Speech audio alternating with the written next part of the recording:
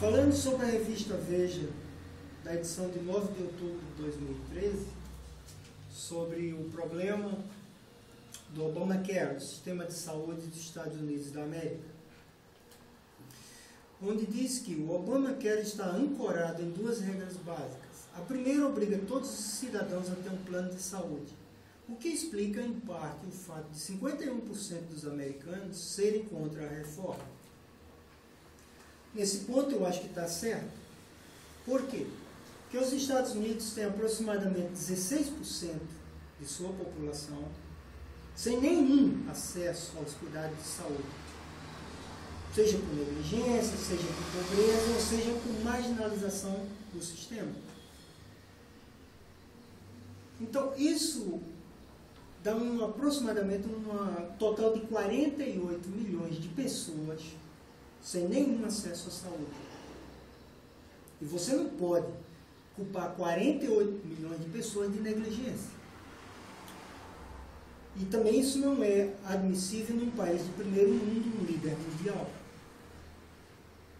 Então eu acho que o governo nesse ponto está correto, porque aí, se todos os americanos ou cadastrados tiverem um plano de saúde, o governo não pode ser culpado de forma alguma de ter alguma pessoa que não tem acesso à saúde.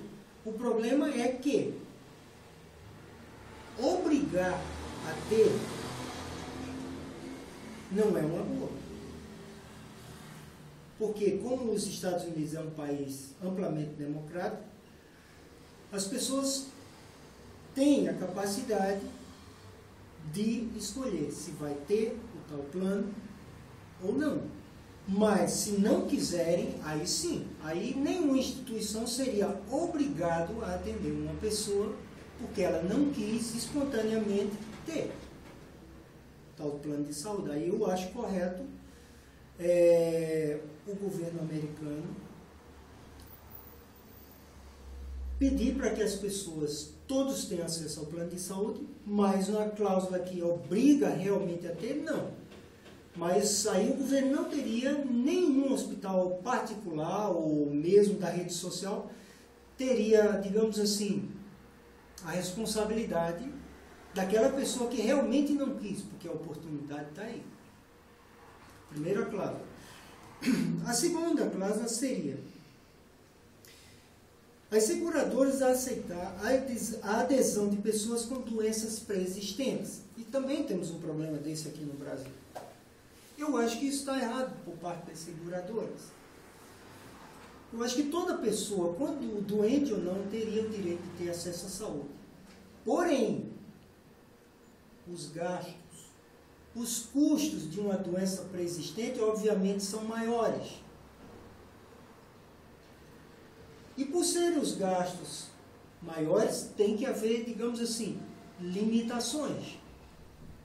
Você não pode culpar, por exemplo, em termos legais, um médico ou uma pessoa, um hospital, por um óbito de uma doença cardíaca pré-existente grave que o médico atendeu de boa vontade e o hospital atendeu de boa vontade. Infelizmente, essa pessoa faleceu. Então, eu acho que, em caso de doença pré-existente, deveria haver uma limitação de gastos. Por exemplo, você tem uma doença cardíaca severa. Então, o que é que o plano cobriria? Cobriria o atendimento com um cardiologista, normalmente, atenderia um eletrocardiograma, um teste ergométrico e um ecocardiograma. Agora, se precisa-se de um exame de maior complexidade, como a ressonância magnética, uma tomografia computadorizada, uma angiotomografia, neste caso eu acho que na cláusula deveria ficar bem claro para o paciente que ele teria que arcar com esses gastos extras acima da sua responsabilidade e do seu limite. E também na cláusula de doenças pré-existentes, haver cláusulas legais de proteção aos médicos ou ao hospital daquela pessoa que viria ser atendida não está sendo processado por negligência ou erro médico com pessoas com doenças, digamos assim, extremamente graves.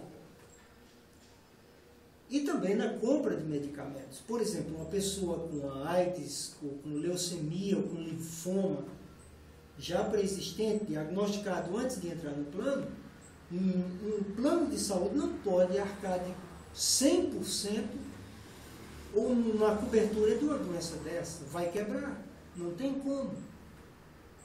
Então, resumindo, eu acho que em termos de doença pré-existente, poderia funcionar sim, mas com cláusula de limitações e mostrando para o paciente as suas responsabilidades até o limite onde o plano cobriria. Não seria de uma cobertura ampla e restrita. E também poderia se negociar, no caso de uma doença pré-existente, os custos médicos. Por exemplo, baixar um pouco o valor de um procedimento de uma doença pré-existente. Fazer um acordo melhor para os exames de avaliação de uma doença pré-existente, que vai dar mais custo.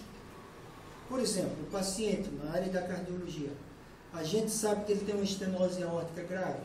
Então, a primeira consulta fizemos eletrocardiograma, não foi feita esteira, porque se você faz o eco, já viu que era uma estenose aórtica, então para que botar um paciente desse na esteira? Já economizou. Mas mesmo se ainda não ficou claro no eletro, fez uma esteira, limitado, o médico é bom, não tem problema. Fez uma esteira, passou 2 minutos, ele aguentou ali, opa, eu acho que aí tem mais coisa. Partiu para um ecocardiograma, fazendo a medicina escalonada e bem feita. No ecocardiograma você chegou ao diagnóstico. Não é coronária, é uma valvulopatia, uma estenose aórtica severa. Daí poderia ser resolvido com a cirurgia cardíaca, já com eco. Mas digamos assim que você precisou uma coisa similar a fazer uma angiotomografia.